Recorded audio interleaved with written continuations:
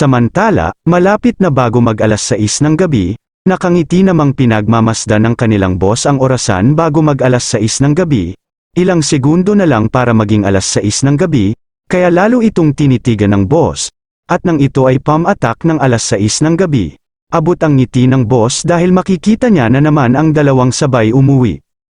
Habang tumayo naman si Dojun para maghanda ng umuwi ng bahay, sumunod na din si Cha Ye-ji kay Dojun. Tumayo naman ang boss habang ito ay umiinom na pasabi ito. Sabay silang nawawala parehas kapag alas 6 na ng gabi sa loob ng ilang araw. May nangyayari ba sa pagitan nilang dalawa? Ano sa palagay mo? Sa tingin ko mukhang interesado si Cha Ye-ji kay Dojun, bigkas ni Kwon Hyuk-soo. Tinanong naman ng boss, sa tingin mo din? Sumagot naman si Kwon Hyuk-soo, ako ay magiging isang tanga kung hindi ko ito napansin, habang ito ay naghahanda para umuwi na din. Tumingin naman si boss kay Kwon Hyuk-soo at napangiting sabing, sa tingin ko si Dojun ay walang kaideya-ideya. Samantala naman ang dalawa pala ay pumupunta sa hunter training room para sanayin ni Dojun si Cha Ye-ji. Gumawa ng isang malakas ng vertical slash si Cha Ye-ji. Sinundan ng isang hakbang nilagay ang kanyang espada sa kanyang balikat. Tinaas naman ang isa niyang paa at pinisisyon ang kanyang espada para gumawa ulit ng isang vertical slash natapos ito nang nakaupo si Cha Ye-ji habang nakataas ang kanyang espada. Ang tinuturo pala ni Dojun ay kung paano ang tamang posisyon ng kanyang sariling skill na ang scholar swordsmanship. Sa pagtayo nito at pagbaba ng kanyang espada, napatingin ito sa kanyang kamay at napasabing, nararamdaman ko na, ito pala ang mana. Dali-daling binuksan ni Cha Ye-ji ang kanyang Windows status. Nakita niya sa Windows screen niya na naabot niya na ang Phase 3 sa kanyang Scholar Swordsmanship dahilan para makagamit na siya ng mana. Ikinatuwa naman niya ito, habang si Dojun ay napangiti at pumalakpak at napasabi, magaling ang ginawa mo, ikaw ay lubos na nag-improve sa loob lamang ng isang linggo. Lumingon naman si Cha Ye-ji at tumingin kay Dojun, manager. napakaswerte ko na nakilala kita, wika ni Cha Ye-ji habang ito ay naiiyak sa tuwa. Proud na proud naman si Dojun sa kanyang sarili sabay sabing, syempre naman, isaisip ko yan. Habang nalalapit na ang termino ng iyong pag-renew ng kontrata, ngumit namang sabi ni Cha Ye-ji, okay. Dagdag pa nito habang ito nakatingin kay Dojun, gaya ng naisip ko, ano, wika ni Dojun, sinagot naman ito ni Cha Ye-ji. Tinatago mo talaga ang tunay mong lakas, napabuntong hininga na lang si Dojun at hindi ito pinansin, bigla na lang ito tumalikod at sabay sabing. Kita na lang tayo bukas sa Hunter's Bureau, mauuna na akong umuwi. Nagtataka naman si Cha Ye-ji. Sige ingat ka pa uwi. Wika ni Cha Ye-ji habang ito ay kumakaway. Samantala dumaan ang ilang oras nag-umaga na, nagkita ang dalawa sa Hunter's Bureau. Madaming taong naghahanda na din pumasok sa loob ng gusali, napatanong si Dojun kay Cha Ye-ji, ito ang unang pagkakataon mong masuri ang iyong rating. Ginawa namin ito noong una kaming kumuha ng aming pagsubok bilang hunters. Ngunit ito ang unang pagkakataon pagkatapos noon, wika ni Cha Ye-ji. Nagsalita naman si Dojun sabi nito, pinaghirapan mo kaya sigurado akong maganda ang resulta, good luck. Salamat, manager, wika ni Cha Ye-ji habang ito ay nakangiti. Biglang nag-ulo ang usapan ng dalawa nang may biglang sumigaw na isang lalaki. Sabi nito, di ba si Kang Min-hyuk yun at si Han Min-ji? Si Han Min-ji ay ang naka-black hair, at ito ay isang babae at si Kang Min-hyuk naman ay ang naka-long hair na brown. Silang dalawa ay parehas S-ranked, habang ang dalawa ay naglalakad sa red carpet. Pinagtitinginan sila ng mga tao at di mapaniwala dahil dalawang S-ranked ang sabay na pumunta sa Hunter Bureau. Ngumiti naman si Han Min-ji at nagpasalamat sa mga taong humuhanga sa kanila, tahimik naman si Kang Min-hyuk at walang pakialam. Habang ang dalawa ay naglalakad, napatanong si Dojun, sabi nito, sikat ba sila? Gulat na gulat naman si Cha Ye-ji dahil hindi ito kilala ni Dojun. Nasa rank 7 at rank 10 sila mula sa Icarus Guild kabilang sila sa ilang pinakamalakas na hunters sa mundo. Tinignan ni Dojun ang dalawa, napansin nito na hindi masyadong malakas ang kanilang puwersa, parang hindi sila masyadong malakas. maaaring maabutan mo sila kung magsasanay ka ng walang tigil sa loob ng 1 taon, wika ni Dojun. Gulat naman si Cho Ye-ji sa sinabi ni Dojun at ang ibang nakarinig naman ay napatingin na lang kay Dojun at Cho Ye-ji. Biglang nagtawanan ang mga ito na dahilan para mahiya si Cho Ye-ji. Napatakip si Cho Ye-ji ng muka at napasabing, "Manager, Huwag kang magsalita ng kung ano-anong nakakahiya." Samantala babalik tayo sa 2 S-rank, galit na galit namang sinabi ni Kang Min-hyuk. Bakit kailangan pa nating magtrabaho sa isang basura na lugar tulad nito? Senior, ang ekspresyon ng mukha mo may mga kamerang nakapaligid. Wika ni Han Minji. Hindi na lang ito pinansin ni Kang Min-hyuk at binago ang kanyang ekspresyon ng muka. Dagdag pa ni Han Minji, gayunpaman, hindi ba mas mabuti, kaysa naman mapuno ng dugo sa pag-raid ng portal? At pakiramdam ko ay malapit na tayong makakita ng isang henyo sa lugar na ito. Habang ito ay nakangiting sinabi kay Kang Min-hyuk, bigla naman namula ang mukha ni Kang Min-hyuk dahil sa ngiting nakita nito. Alam mo ba ilang taon mo nang sinasabi iyan, wika ni Kang Min-hyuk? Hindi ito pinakinggan ni Han Minji at tumakbo ito habang sumigaw, hindi natin hahayaang kunin ng ibang guild ang taong ganyan. Bilisan mo, wala nang mauupuan kung huli na tayo. Teka, hintayin mo ako, wika ni Kang Min-hyuk. Habang ito naiinis dahil iniwan ito ni Han Minji, may mga kolokoy palang nakikinig sa likod nito. Ito pala ay si Han Jun at ang dalawa niyang tropa. Napasabi ito, narinig niyo yun? Hinihintay ako ni Han Minji, habang natatawa ito. Dagdag pa nito, excited na akong ipakita kung gaano ako kagaling, pero biglang nagsalita ang dalawa niyang tropa wika nila, anong problema? Papahiyain mo lang ang sarili mo, Han Jun. Dagdag pa ng isa habang ito ay natatawa. Nagdala ka ba ng dagdag na pantalon? Nahiya naman bigla si Han Jun sa sinabi ng dalawa at pinapatahimik niya ang mga ito. Samantala may isang lalaki biglang lumabas at sinabing, "Magsisimula na kami ngayon sa pamamagitan ng pagsuri sa inyong mga status windows. Pwede bang dumating ang mga hunter sa maayos na paraan?" Habang nagsasalita ang lalaki, lumingon naman si Dojun kay Cho Ye-ji at sabing, mukhang nagsimula na, pasok na tayo, okay?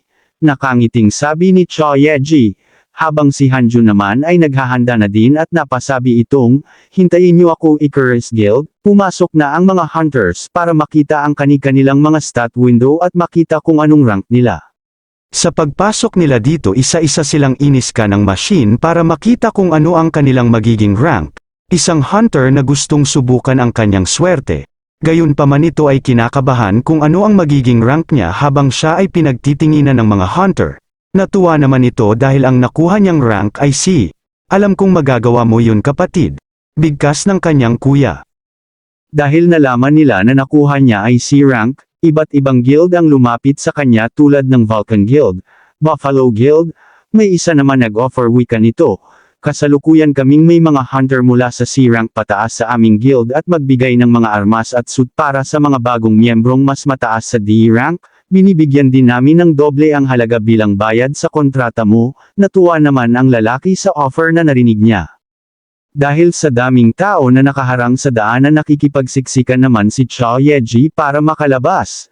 Dahil sa daming tao na pagod si Cho Ye-ji makipagsiksikan, nasuri mo na ba ang iyong stats? Tanong ni Dojun kay Cho Ye-ji. Sumagot naman si Cho Ye-ji habang ito ay nakangiti sa saya, oo, nakakuha ako ng D rank, dagdag pa nito, mayroon akong 6 na strength, 11 dexterity, 8 health and 10 mana, tumaas ng husto ang mana ko. Proud naman si Dojun kay Cho Ye-ji habang nakikinig ito. Habang ang dalawa palabas sa pinto tinanong ni Dojun kay Cho Ye-ji, pwede na ba tayong pumunta sa susunod na section?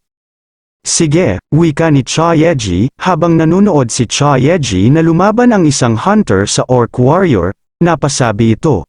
Mukhang akma ang pagsubok na ito para sa isang C-rank. Nagsalita naman si Dojun, maghanda ka na, ikaw na ang susunod. Bigla naman kinabahan si Cho Ye-ji at napatanong ito, Manager? Sa tingin mo ba talaga makakakuha ako ng C-rank, Miss Ye-ji? Madali ka lang makakapagpuksa ng mga C-rank na halimaw sa estadong kinalalagyan mo ngayon, wika ni Dojun. Gayunpaman kinakaban pa din si Cho Ye-ji at napatanong ito, Pero paano ka nakakasigurado? Tumingin naman si Dojun kay Cha Yeji at sinabing, magtiwala ka sakin. Paano? Wika ni Cha Yeji, habang ito ay kinakabahan at naiiyak. Samantala nag-anunsyo na maghanda na ang mga susunod na lalahok, pumasok ka at ihanda ang iyong sarili. Wika ni Dojun kay Cha Yeji, kinakabahan naman pumasok si Cha Yeji. Pagpasok nito sa loob, napaisip ito, sa sobrang dami ng nagmamasid, mas lalong akong kinakabahan. Biglang nagulat si Cha Yeji dahil may biglang sumigaw ng pangalan niya. Ito pala si Hanjun. Nagtataka ito kung bakit nandun si Cha Yeji. Dahilan para lalong kabahan si Cha Yeji at naging bato ito. Sinagot naman ni Cha Yeji ang tanong nito, iyon ay ano? Tanong ni Hanjun. Nandito ako, nandito, tanong ni Hanjun. Yumuko si Cha Yeji at sinabi ang huling salita, para hamunin ang rank C. Nagulat si Hanjun at sigaw nitong sabi, hamunin, nandito ka para hamunin ang rank C? Dagdag pa nito, nababaliw ka na ba? Napapaiyak namang nagso-sorry si Cha Yeji, napahawak na lang ng ulo si Hanjun at sabay sabing, di ako makapaniwala. Ang isang F-rank ay sinusubukan hamunin ang C-rank test. Narinig ito ng ibang susubok din ng test, anong pinagsasabi niya? F-rank, sabi pa ng isa siyang F-rank, habang si Cha Yeji ay nakayuko kung ano-ano naman ang sinasabi sa kanya tulad ng, ngunit siya ay nakasuot lamang ng karaniwang mababang ranggo na suit laging may mga ganyang bata, hindi nila alam kung anong istorbo nila. Bakit ka nakakainis? Sa tingin mo may magagawa ka kung nandito ka? Wika ni Hanjun. Ngunit bigla nakaramdam ng takot at ito ay lumingon-lingon sa bawat direksyon, at tinanong si Cha Yeji kung nasa malapit ba si Dojun. Seryosong-seryoso naman si Dojun nanunood, na may biglang nagsalita, Seoul City Hall Rift Management Team, bigkas nito, ang mga boses palang naririnig ni Dojun ay galing sa isang S-rank na si Kang Min-hyuk. Dagdag pa nito, manager ng contracted hunter na si Cha Yeji at isang pampublikong opisyal na si Lee Dojun, 26 na taong gulang. Mukhang madami kang nalalaman, wika ni Dojun, tumutig naman si Kang Min-hyuk kay Dojun at seryosong nagsabing, parang hindi ka nagulat, tumingin naman ng seryoso si Dojun kay Kang Min-hyuk. Nagsalita naman si Kang Min-hyuk, okay, didiretsohin na kita sa mga punto ko. Ikaw bahala, wika ni Dojun, tumingin ng seryoso si Kang Min-hyuk at sabay sabing. Gusto naming i-recruit si Cha Yeji sa aming guild, minsan lang siya makakakuha ng body strength eneng at iyon ay noong siya ay nasa level 1, noong siya ay kumukuha ng hunter license test gamit ang isang F-rank magic stone, sa pamamagitan ng body strength eneng nagawa niyang mag-inject ng sarili at tumaas ang kanyang mana sa 10, dagdag pa ni Kang Min-hyuk. Ngunit walang record ng kanyang pagpapalakas sa sarili pagkatapos noon, na nangangahulugang mayroon siyang napakalaking talento. Ngunit hindi siya nakakuha ng mana injection, wika ni Dojun sa isip nito. Gayunpaman hindi pa rin tapos magsalita si Kang Min-hyuk, sabi nito, ang Icarus Guild ay magbibigay sa kanya ng mga pakpak. Kung sasali siya, bibigyan namin siya ng A-ranked suit. Magkakaroon ng kaalamanan sa pamamagitan ng kanyang senior hunters at makilahok sa mataas na ranggo na portal sa pamamagitan ng paggawa ng mga raid na makakatulong sa kanya na madagdagan ang kanyang karanasan. Ano ang magagawa ng Rift Management Team para sa kanya? Bigyan siya ng taunang kita. Ngunit kahit anong salita ni Kang Min-hyuk hindi ito pinapansin ni Dojun, nagpatuloy pa din sa pagsasalita si Kang Min-hyuk. Hindi lang iyon, sa isang taon lang siya ay isang baguhang hunter na hinahamon ng isang C-rank test nang walang karanasan sa pakikipaglaban sa isang portal na mas mataas sa D-rank. Gusto kong malaman kung ano ang iniisip mo, sa tingin mo ba ay posible ito? Habang nagsasalita si Kang Min-hyuk, nag-uumpisa na para magsimula ang test. Dapat ang mga hunters ay kinakailangang talunin ang lahat ng mga orc warriors sa loob ng ibinigay na takdang oras. Lumabas na ang mga orc warrior at handang-handa na silang lumaban. Napasigaw naman si Hanjun, sa wakas mag-uumpisa na, simulan na natin, pero si Cha Yeji ay kinakabahan pa din at hindi masyadong nagtitiwala sa kanyang sariling lakas. Samantala babalik tayo sa dalawa, ang sabi ni Kang Min-hyuk kay Dojun, isang hunter lamang ang makapagtuturo sa isa pang hunter, Para mabuhay siya sa mundo kung saan nalalapat ang mga batas ng gubat, mainam na ibigay mo siya sa amin.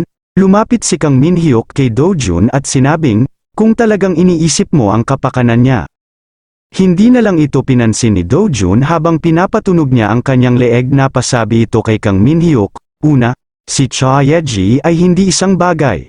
Intindihin mo yan, hindi siya isang bagay na maaari kong ibigay. Biglang lang ngumiti ng masama si Do-jun na parang may binabalak, sabay sabi, gusto mo bang makipagpustahan sa akin? Ipinagtaka naman ito ni Kang Min-hyuk at iniisip kung anong pagpupustahan nila. Naghahanda ng sumugod ang mga orc warriors, kaya naghanda na din ang mga hunter para lumaban. Nagsalita naman si Han-jun, mag-focus ka Cha Ye-ji. Okay, wika ni Cha Ye-ji, bigla naman sumigaw ang isang orc warrior para maghandang umatake. Siguro hindi ko dapat hinamon ang C-rank, wika ni Han-jun. Biglang inatake ng orc warrior si Han-jun dahilan para ikagulat niya ito. Gumawa ito ng malakas na atake, gayunpaman nasalag ito ni Han-jun. Ngunit hindi niya inaasahan na sobrang bigat pala ng atake nito. Ito ay nahihirapan sa pagsalag, bakit sobrang lakas nito? Tanong nito sa kanyang isipan, nagpatuloy ang orc warrior sa pag-atake. Halos napaluhod na siya sa lalakas ng atakeng ginagawa ng orc warrior. Kitang-kita sa mukha ni Han-jun na ito ay nahihirapan ng sumalag. Dahil nahihirapan na itong sumalag, nakagawa ito ng pagkakamali dahilan para makagawa ng malakas na suntok sa mukha ang orc warrior. Naikinatumba naman ni Han-jun at ikinatalsik ng kanyang sandata, habang si Han-jun ay hindi pa din makatayo sa sahig. Lumapit naman ang orc warrior at naghahandang atakehin si Han-jun. Natatakot at pinagpapawisan naman si Han-jun. Biglang sumulput si Cha Ye-ji at gumawa ng isang malakas na sipa. Gayunpaman walang epektibo ang kanyang ginawang sipa dahil ito ay tumalbog lang sa tiyan ng orc warrior. Cha Ye-ji, wika ni Han-jun, napansin ni Cha Ye-ji na hindi niya na kayang lumaban kaya sinabi nito, bumalik ka na. Ako na ang bahala dito, anong pinagsasabi mo, wika ni Han-jun. Nagalit naman ang orc warrior at naghahanda para umatake. Ito ay gumawa ng malakas na atake, ngunit madali itong naiwasan ni Cha Ye-ji. Nagpatuloy sa pag-atake ang orc warrior, pero madali lang ito naiiwasan ni Cha Ye-ji. Nakikita ko ang kanyang mga atake, kung ganoon magagawa ko itong talunin, wika ni Cha Ye-ji sa isipan. Mabilis na pumunta si Cha Ye-ji sa likuran ng orc warrior at ito ay inatake ng inatake, dahil naiinis na ang orc warrior sa ginagawang atake ni Cha Ye-ji. Kaya ito ay umatake ng patalikod, ngunit ikinagulat ng orc warrior at parang wala siyang natamaan. Sa paglingon niya sa itaas, nakita niya si Cha Ye-ji na nakatalon na pala at naiwasan ang kanyang ginawang atake. Habang si Cha Ye-ji ay nasa ere, hinawakan niya ang kanyang espada at ginamit ang kanyang unang galaw ng scholar swordsmanship ang heaven. Ito ay gumawa ng isang perpektong hiwa sa katawan ng orc warrior, dahilan para mahiwas sa dalawa ang orc warrior. Nagulat naman ang mga manunood, mga kasama niya sa test, at lalong-lalo na si Han-jun. Proud na proud naman si Do-jun sa ginawa ni Cha Ye-ji, habang si Kang Min-hyuk ay hindi mapakaniwala sa kanyang nasaksihan. Napansin ni Do-jun na nagulat si Kang Min-hyuk kaya ito ay napatanong, bakit nagulat ka sa ganitong bagay? Pero hindi ito narinig ni Kang Min-hyuk dahil ito ay gulat pa din kaya napabuntong hininga na lang si Do-jun. May kabuuang tatlong paraan na magagamit ng hunter ang kanyang mana. Una ay sa pamamagitan ng paglagay nito sa isang armas, na tinatawag na shik. Ang pangalawa ay sa pamamagitan ng pagpapakawala nito, na tinatawag na chul. At ang huli ay sa pamamagitan ng pagpapalit, na tinatawag na yom. Ang paglagay ng mana sa isang armas ay hindi ganoon kahirap, ngunit ang pinakamahalaga ay ang pagkontrol nito. Habang si Kang Min-hyuk ay gulat pa din sa kanyang nasaksihan, napasabi itong, akalain mo yon na kaya niyang gamitin ang shik ng perpekto. Samantala natapos na ang test para sa mga C-rank, nagpupurian naman ang mga lumahok dito.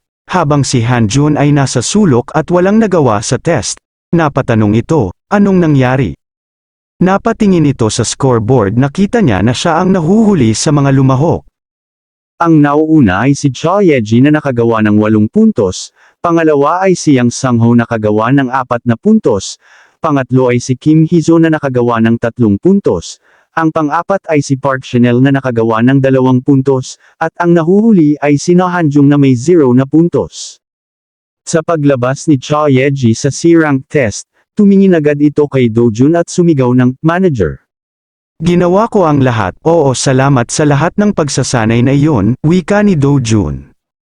Hindi, salamat sa iyo manager, hindi na natapos ni Cha Yeji ang kanyang gustong sabihin, dahil biglang humarang si Kang Minhyuk sa gitna. Nagulat naman si Cha Yeji dahil biglang sumingit ang isang S-rank na hunter sa gitna. Tumungin naman si Kang Minhyuk kay Cha Yeji at ito ay ngumiti sabay sabing, iyon ay isang hindi kapani-pani walang laban. Hindi, maliwanag na hindi ito isang bagay na dapat makita ng isang S-ranked hunter, wika ni Cha Yeji habang ito ay nahihiya. Tinanong naman ni Kang Minhyuk, perpektong mong nakontrol ang iyong Shing, mayroon ka bang instruktor? Nang sasabihin na ni Cha Yeji kung sino ang nagturo sa kanya, biglang lumapit si Dojun at sinabing, sinanay ni Miss Yeji ang kanyang sarili. Nagulat naman si Cha Yeji dahil nagsinungaling si Dojun, napatingin ito kay Dojun at napatanong, ano? Narinig ito ni Kang Minhyuk kaya tinanong niya si Cha Yeji kung totoo ba iyon. Lumingon naman si Cha Yeji at napatanong, ano iyon? Natawa na lang ito at sabay sabing, siguro, biglang lumapit si Kang Minhyuk at tinawag ang pangalan ni Cha Yeji. Nagulat naman si Cha Yeji kaya ito ay napasabi, ano iyon? Sinagot naman ito ni Kang Minhyuk, hindi na ako magdadalo ang isip pa Miss Yeji, gusto ka naming sumali sa Icarus Guild.